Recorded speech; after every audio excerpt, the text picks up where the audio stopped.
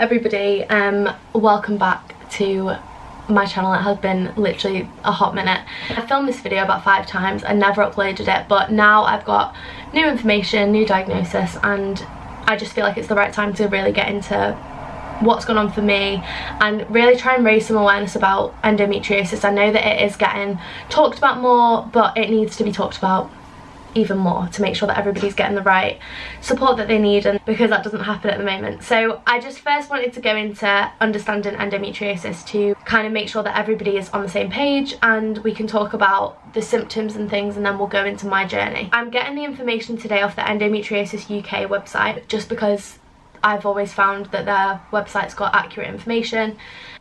Endometriosis is the name given to the condition where cells similar to the ones found in the lining of the womb are found anywhere else in the body.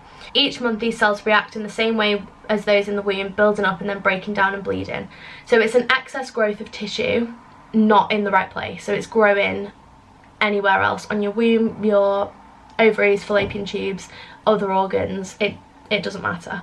These cells are building up and then they're breaking down, and the symptoms of endometriosis are so broad and different for everybody. The endometriosis can have a significant impact on a person's life, including chronic pain, fatigue or lack of energy, depression, isolation, problems with your sex life or relationships, an inability to conceive, and difficulty in fulfilling work and social commitments.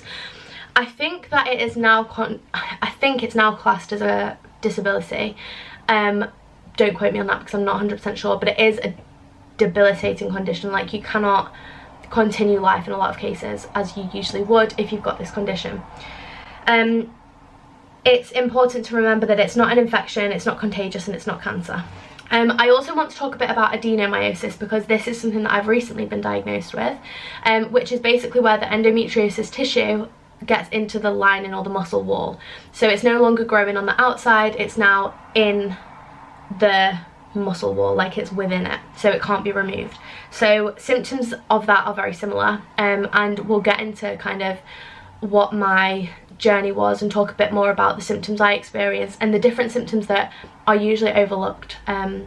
Shouldn't be, but sometimes are overlooked by health professionals and people that think it's something else. It often gets misdiagnosed, but we'll get into that.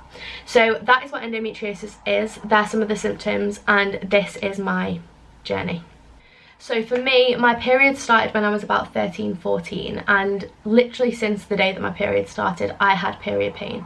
I didn't really recognise that it was abnormal or that other people weren't going through the same thing, because obviously when you explain to somebody about your pain, nobody can tell you how much pain you're in and how much is normal. But I was just told throughout my high school life that everyone gets period pain, it's normal. My friends would complain about period pain and, you know, take some paracetamols and be okay, whereas I was literally written off whilst I was on my period. I would go to school and have to lie down in the nurse's bedroom at school for the entire week of my period. I would faint, I would be sick, I'd go dizzy, and I'd get these really sharp type of pains. Nothing really got done about it. I'd gone to the doctors a few times throughout my teenage years and complained really about period pains. I'd been given a couple of medications. I don't think I'm gonna go into too much detail about medication because it obviously is different for everybody. Some of them have worked for me, some of them haven't, but I'm pretty sure that the ones that I first got given was like the pill to stop your period. They said, right, well, you're having painful periods, well, stop your period so that you don't have the pain anymore. Knowing what I know now, the pain wasn't just period pain. And if you are having extremely painful periods, treating the symptom, which is the painful periods, isn't really checking if there's a cause for that symptom. So I got put on the pill, absolutely fine on the pill, didn't really have any issues with it at all. And then I got given, I think it was mefenamic acid and tranexamic acid. Tranexamic acid is something that's prescribed to slow the flow of your period and make it not as heavy. Mefenamic acid is to stop the pain. As well as being told like constantly to try paracetamol, ibuprofen. They didn't do anything for me. They didn't help with the pain, they didn't reduce it. After I was about 14, like, it didn't really do much for me anymore. I then would say that my symptoms properly started around the age of 16, 17. it wasn't just pain anymore, and it wasn't just on my period. So the symptoms that I really struggled with was obviously the pain. I would bloat to a ridiculous extent, and I'll put some pictures in if I can figure out how to do it, of the way that I now bloat. I would have constant toilet problems, like having diarrhea. And this video as well, I feel like I should just put a disclaimer, will be absolutely TMI. If you feel uncomfortable talking about periods or blood or anything else, just don't watch. But it's obviously all educational. This is my experience of it. So I would bloat, I'd have ridiculous pain, I would always be either constipated or have diarrhea. Like my bowels would like spasm, and that would cause pain as well. And then when I was about 17, I would get continuous UTIs, so cystitis, urine infections. It would go to your kidneys, and every single time that I would get diagnosed with being given antibiotics or something to treat the infection, very, very few times they actually tested my urine and it came back with a positive sample for a bladder infection. But I had all the symptoms of that. So looking at my medical records, which I've recently got, I have like a whole page of A4 of UTI, cystitis, UTI, cystitis, cystitis, query cystitis, and it was constant, to the point where they gave me antibiotics to take as a preventative after I'd had sex to stop me from getting it. Sometimes they worked, sometimes they didn't. Horrendous pain during sex. When I was about 17, it kind of really started to affect me, and sex wouldn't be enjoyable because I was in so much pain. I would have contraction type pains, like cramps in my stomach, feel it in agony for hours after. I'd bleed after sex. And then it got to the point where I was really concerned about the fact that I was bleeding after sex, so I went back to the doctors. They sent me for a smear test, which I know is kind of not done that often when you're that age, but they sent me for a smear test, and the consultant did the smear. It came back clear, and they said, we don't know what it is, we don't know why you're having these infections and you're bleeding after sex, off you go. And I just got discharged. I'd go back to the doctors and say, like, I'm still struggling, what can I do? They'd try me on new medication, change my pill, and just try and stop my periods. But because the pain wasn't just when I was on my period, it was now all month, the pill didn't really seem to do anything for me anymore. I had thought about going on like other contraceptive methods, but I just didn't really like the thought of putting the hormones in my body, which is obviously personal choice. A lot of people find it really helps them. And I am big baby and I'm terrified of getting the coil. So there wasn't really many options left for me. Over the years, all these times that I was fainting, it was ruining my relationship, my sex life, it was ruining what I could wear. I couldn't go out without the thought of, what am I going to do if I bloat? I couldn't wear tight clothing. There would be certain food groups that I'd try and figure out if that was the reason that I was bloating. I absolutely had no idea. So I went back to the doctors again, and they diagnosed me with IBS. They explained that this is what it is, that's why you're bloating, that's why you're in pain, and didn't really do anything about that either. So I was told it was IBS, and the symptoms all continued after those appointments. So I started to do my own research, and endometriosis is very, very often misdiagnosed as IBS. So a lot of people will be told they've got IBS when actually it's a female health issue.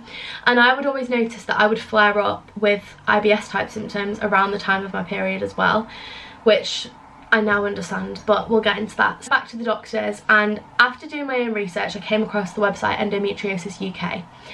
On this website there was a list of symptoms which I looked through and realised I had every single symptom on there except for infertility, which obviously I didn't know. I was like 17, 18. I went back to the doctors and I printed it out, and I took it to the doctors and I said, I think I've got this condition.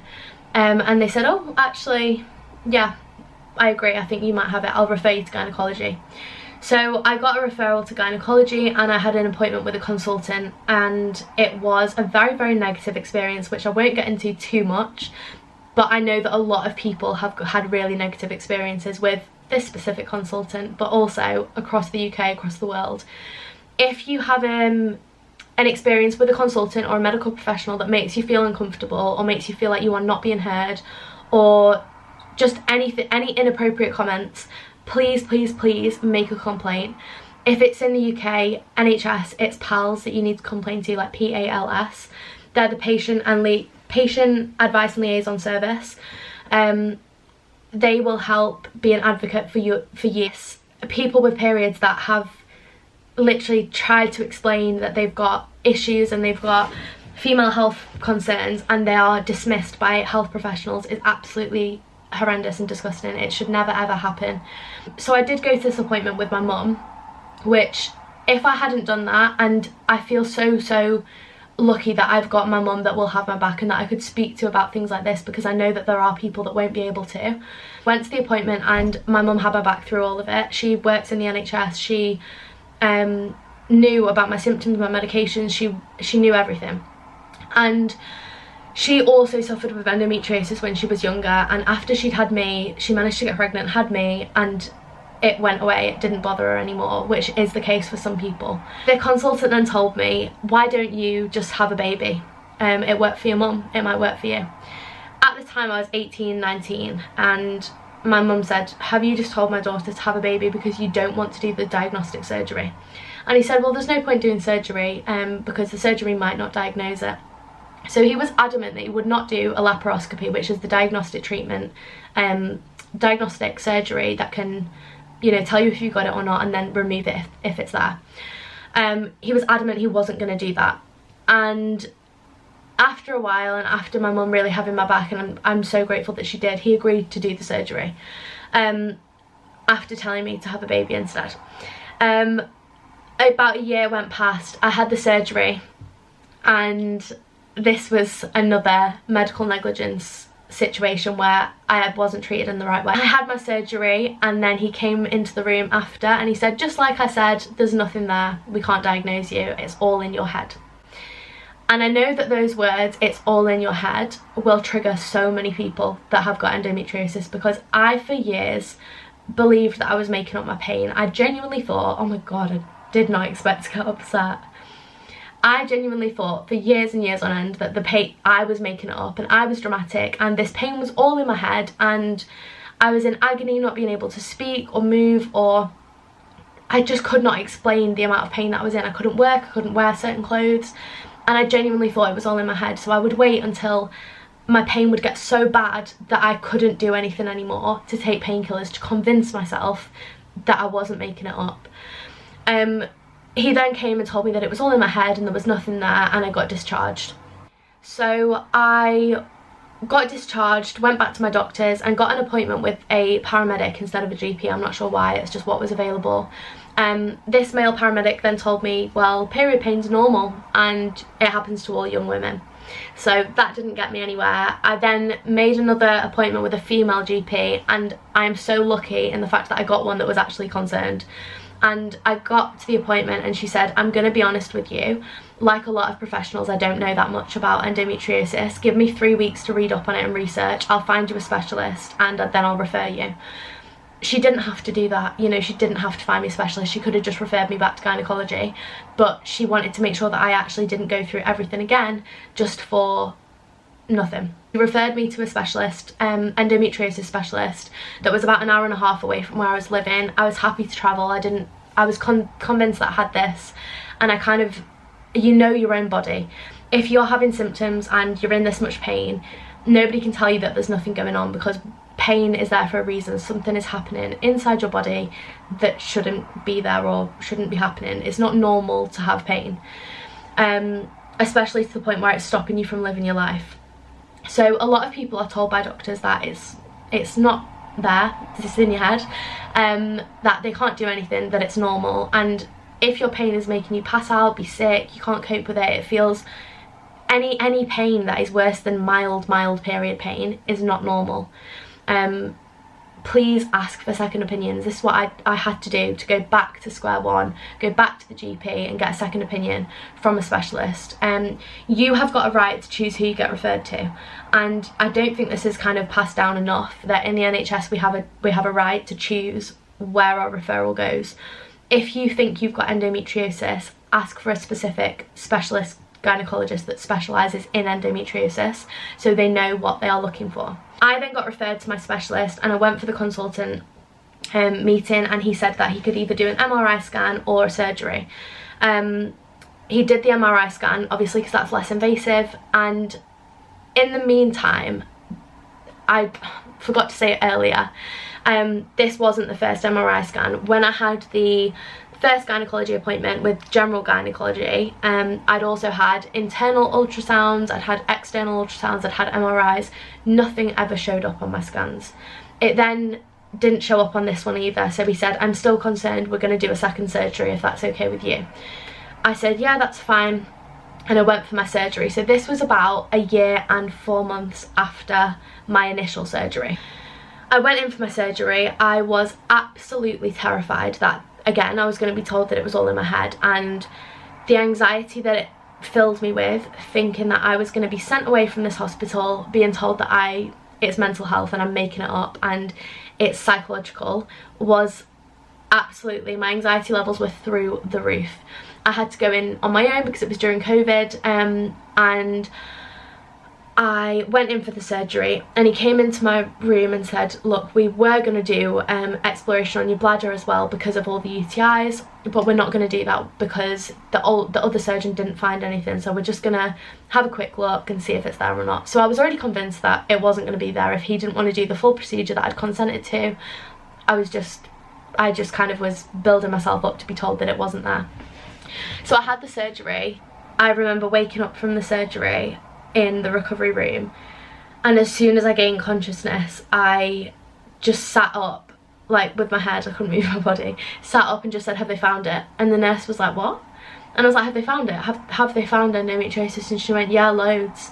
And I don't want to get emotional, this is so weird that I'm getting upset about it, but I cannot explain that in that moment, the relief that I felt from knowing that I was not making this up anymore and that they'd found it was the biggest relief I've ever had in my life, that I'm not making it up, I wasn't crazy, because you genuinely convince yourself that you are mental and that this isn't normal. I had an answer. They'd removed everything that they could, and I'd been in under anaesthetic for about 4 hours. The operation was meant to be very, very short. He came into my recovery room after and explained that they'd had to get a second surgeon to operate because they'd found so much more than expected because of the previous operation where they'd said that there was nothing there. They found stage 3, and I just want to go into the stages a little bit. So the stage 1 to 4, and it's how much endometriosis there is there. Stage 4 is the most, stage 1 is the least.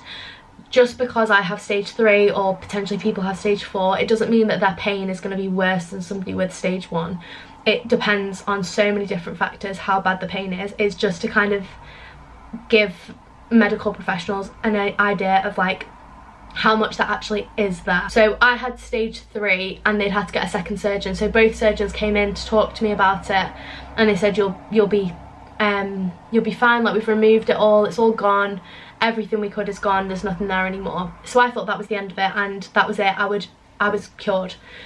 I then had 2 months of absolute agony after that surgery, of not being able to move, periods that like nothing I'd ever felt before, obviously because my body was recovering. And then it started to go away, the pain was a lot less, and this was September last year. So I had my surgery in September, and by about Christmas time my periods weren't as bad. My follow-up appointment got delayed 9 months because of COVID, and from December to now, September, the endometriosis unfortunately has grown back. This isn't something that I was aware of. It can grow back. It can grow back quite quickly, it can grow back quite slowly. It literally just depends person to person.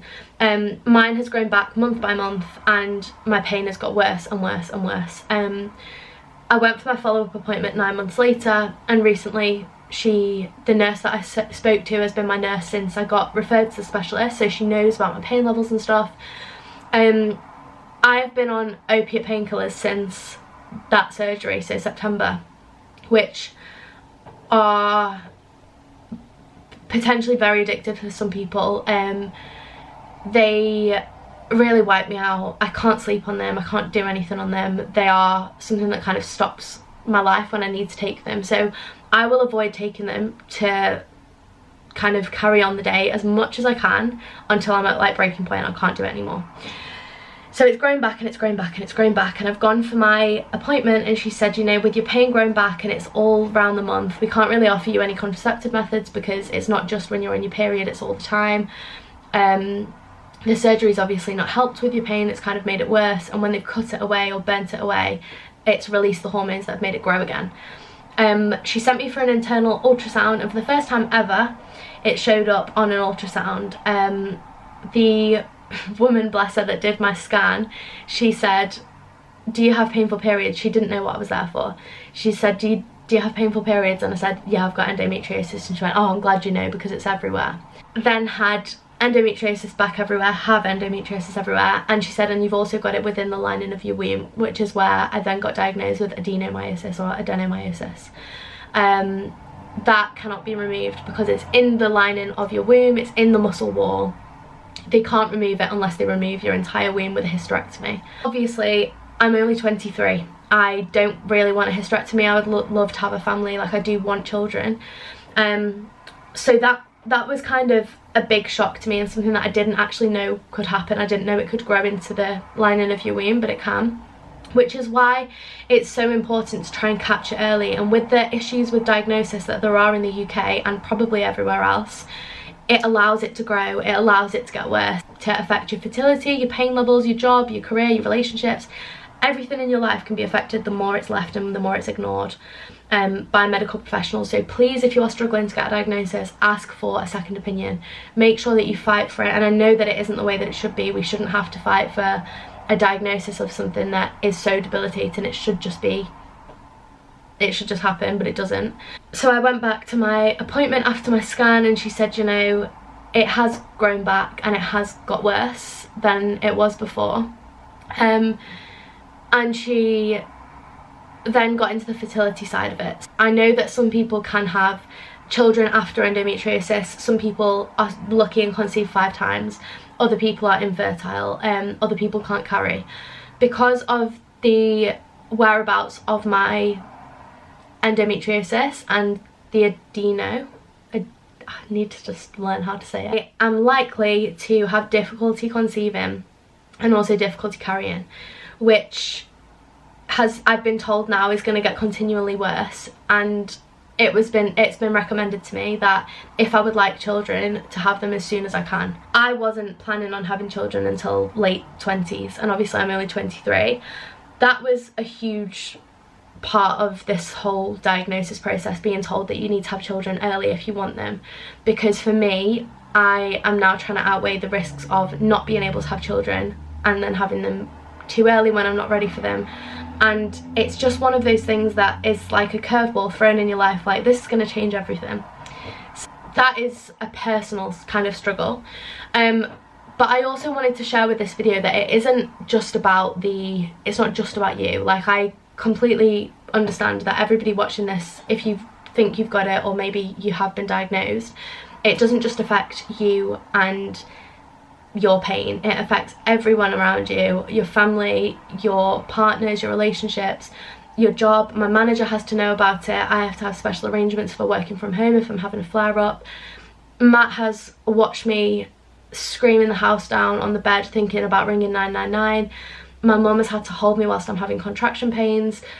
I've had to go to A&E. I've recently had a horrendous experience in A&E with an A&E doctor as well. Told me basically that I shouldn't be upset because I've got beautiful eyes and it's okay that I've got this little condition because I've got beautiful eyes, a healthy brain, a healthy heart, and I don't have dementia. I was like, oh, that's all right then. So I have made a complaint about him. He then proceeded to tell me that he proceeded to ask, why do you have endometriosis? You're not fat.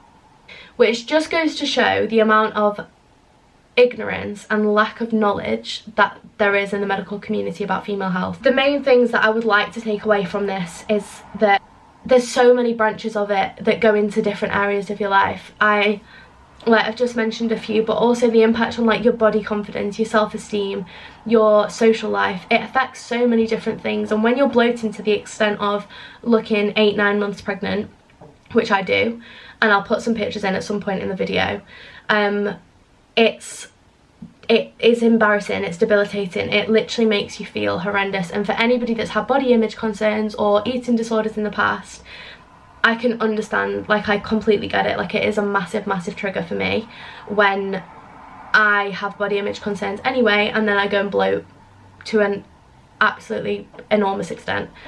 There are so many different ways that it can affect your life, and it isn't just about the pain, which until this year, and it's got so much worse, I didn't really know. It was really just, for me, painful periods, and obviously like the UTIs. Now they've said that it's all over my reproductive system, it's on my bowel, it's near my bladder, which explains all the infections, and it's just so many different areas of your life that are impacted.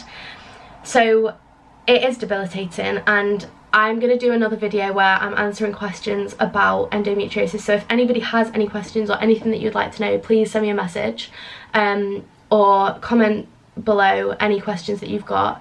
There are amazing support networks available for anybody that's struggling with it. There's Endometriosis Support UK on Facebook. Endometriosis.uk is the charity that I use, that has a diagnostic questionnaire that you can fill in and take to your doctor with all the relevant questions that they probably won't ask, that you need to kind of share the information. It makes sure that nothing is missed out. If anybody is struggling, please message me. My DMs are always open. And if you're struggling to get diagnosed, I would recommend going onto the Endometriosis UK website, using the questionnaire, looking around for information in the Facebook groups and the communities there. Endometriosis UK also runs support groups. I think they are back in person, potentially still virtual, of people that have also been through it.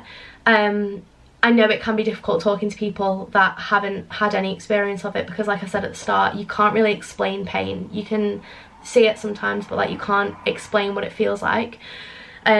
So it's sometimes nice to just chat to people that know what you're going through and have been there themselves, that you kind of have to learn to manage and live with. And I am also going to do a video on like tips to manage flare-ups and to kind of keep your pain as low as you possibly can, which I know is different for everybody. But I hope that anybody that stayed to the end, thank you, and I hope it's kind of given you some information that will either help you or somebody in your life, or just having the knowledge and sharing that information around is going to make the conversation about endometriosis and adenomyosis and any female health problems so much harder to ignore. So if you stayed and watched till the end, thank you so much. And if anybody has any questions or anything at all that you would like to ask me, please message me. And I'm sending everybody that needs it so much love, and I will be back very soon with some more videos.